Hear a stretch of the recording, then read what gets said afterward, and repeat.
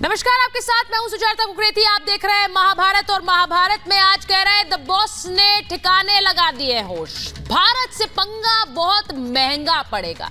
ये संदेश बहुत ही प्यार के साथ नरेंद्र मोदी की सरकार ने उन देशों को दे दिया जिन्होंने भारत की ताकत को कम करके आंकने की गुस्ताखी की है। भारत छेड़ता नहीं है, पर छेड़ने पर छोड़ता भी नहीं है। भारत बॉस है, सबका ध्यान रखते हैं, पर आप पंगा लेने की मंशा रखते हैं तो फिर सुधारने का मादा भी रखते हैं। 2 दिन से मालदीव की चर्चा आखिर देश भर में और सोशल मीडिया प्लेटफॉर्म्स पर क्यों हो रही है, और 2 दिन में ही एक देश को बिना हथियार उठाए सबक कैसे सिखाया जाता है, ये हिंदुस्तान से पूछ लीजिए।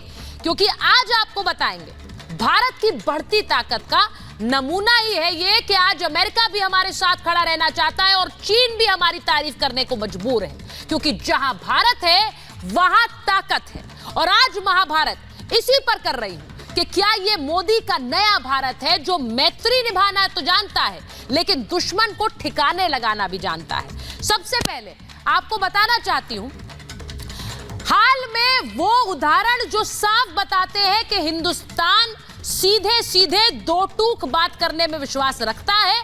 आप दोस्ती का हाथ बढ़ाएंगे तो दोस्ती है, लेकिन अगर आप आंख दिखाएंगे तो हमें भी आपको सबक सिखाना आता है। उसका सबसे पहला उदाहरण कैसे मिला, अरब सागर में जहाज हाईजैक हो गया, उसे कैसे समुद्र में स्ट्राइक कर छुड़ाया गया। सोमालियाई लुटेरों से 21 क्रू मेंबर्स को रेस्क्यू कराया, क्योंकि नेवी के जो मार्कोस कमांडोज हैं उन्होंने इस ऑपरेशन को अंजाम दिया, और जैसे ही भनक लगी वो लुटेरे जो हैं कैसे अपने आप वहां से भाग गए। ये भारत का दम है। भारत ये नहीं चाहता है कि वो उसके साथ जो हो रहा है वो अब होने दिया जाए, जो होगा उसका बदला लिया जाएगा। अब मैं आपको बताती हूं कि कतर में भारत का डंका कैसे बजा। ये अलग अलग उदाहरण है, और सारे पिछले 10 दिन में जो घटनाएं घटी हैं आप देखिए कैसे ये सीधे बताता है कि भारत में का डंका कतर में भी 8 भारतीयों को मौत के मुंह से भारत ने निकाला। इन्हें फांसी की सजा हुई थी, अदालत ने कतर में इन्हें फांसी की सजा दी थी, लेकिन हिंदुस्तानी राजनयिकों के प्रयास से कैसे उस फांसी की सजा पर रोक लगवाई गई। बाकायदा कतर में जो पूर्व नेवी अफसर है उन्हें अब घर लाने पर भारत फोकस कर रहा है। फांसी की सजा तो हट गई, अब कैसे इनकी सजा भी हटानी है और इन्हें भारत लाना है, यह भारत का डंका है। मैं इसी के साथ आपको बताती हूं कि चीन में क्या हो रहा है। चीन में सरकारी अखबार है ग्लोबल टाइम्स, और वो अब खुलकर भारत की तारीफ कर रहा है।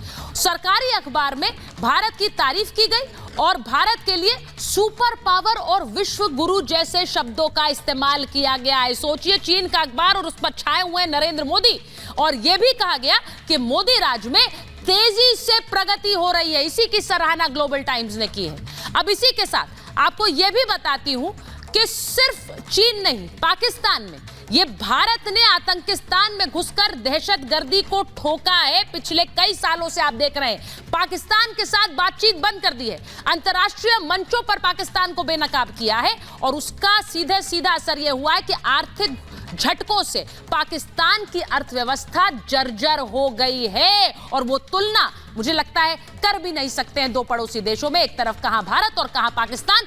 तो ये सीधा सीधा भारत का डंका है जो वैश्विक मंच पर नजर आता है। और हाल फिलहाल में आज मैं इसकी चर्चा क्यों कर रही हूं, क्योंकि 2 दिन के अंदर एक देश को कैसे बिना हथियार उठाए घुटनों पर ला दिया भारत ने। नए साल पर प्रधानमंत्री नरेंद्र मोदी लक्षद्वीप गए, उन्होंने उसकी खूबसूरत तस्वीरें शेयर की सोशल मीडिया पर।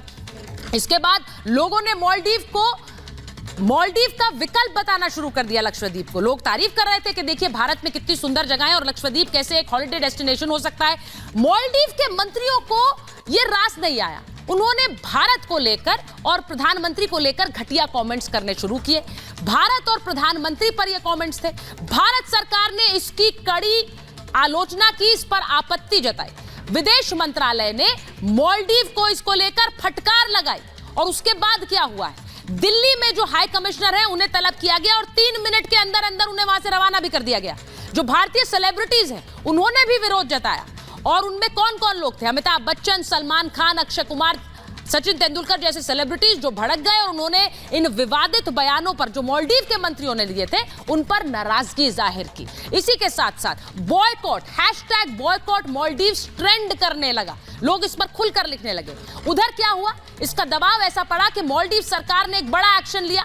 उन्होंने उन तीनों मंत्रियों को सस्पेंड कर दिया जिन्होंने ये कमेंट किए थे सोशल मीडिया पर। और ये सीधे सीधे भारत का दबदबा दिखाता है कि आप भारत पर इस तरह की टिप्पणियां करेंगे तो उसका हश्र होगा और वो आपके लिए अच्छा नहीं होगा। ये रिपोर्ट आप देख लीजिए। उसके बाद भारत का किस तरह से ये डंका बज रहा है उस पर महाभारत।